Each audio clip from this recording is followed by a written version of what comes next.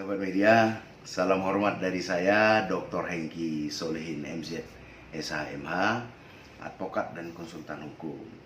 Sesuai dengan pertanyaan, apakah tuduhan Ketua NCW dapat memenuhi unsur bahwa seseorang tersebut telah masuk kategori menerima aliran dana pencucian uang? Sebenarnya informasi yang disampaikan oleh Ketua NCW yang mencurigai dimungkinkan adanya aliran dana pencucian uang yang dimasukkan ke salah satu rekening public figure, tuduhan ini terlalu vulgar dan arogan karena langsung menyebutkan nama tanpa inisial, dan statement itu dapat dikategorikan tidak menghormati hak hukum seseorang. Dalam sistem penanganan tindak pidana, sekalipun ada alat bukti, azas hukum di Indonesia mengedepankan praduga tidak bersalah. Walaupun seseorang itu telah disangkakan, ditangkap, ditahan, dituntut, ataupun dihadapkan di depan pengadilan, wajib dianggap tidak bersalah sebelum ada putusan pengadilan yang menyatakan kesalahannya dan telah memperoleh kekuatan hukum tetap. Ketentuan ini diatur pada pasal 8 ayat 1 Undang-Undang Nomor 48 Tahun 2009 tentang kekuasaan kehakiman.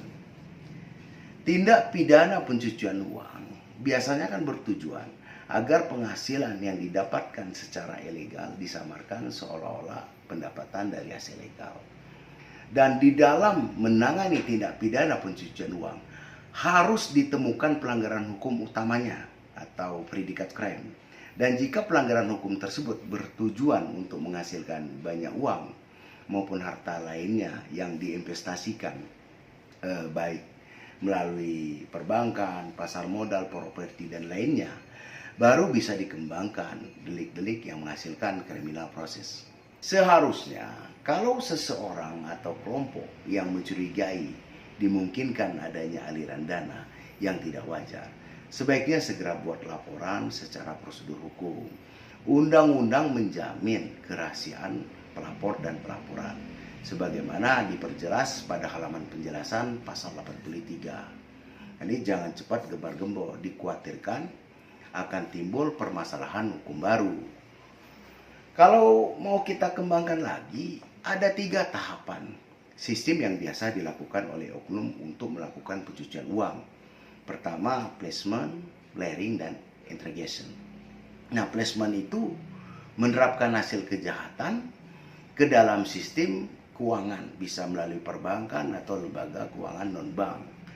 Atau dengan cara layering, merubah bentuk dana melalui transaksi yang lebih kompleks atau lebih rumit dalam rangka mempersulit pelacakan asal-usul dana. Nah, secara interrogation, mengembalikan dana tadi dalam bentuk seolah-olah sah untuk digunakan bisnis atau investasi lainnya, dan mungkin saja dana tadi bisa dikembalikan untuk melakukan kejahatan. Itu saja dari saya. Terima kasih.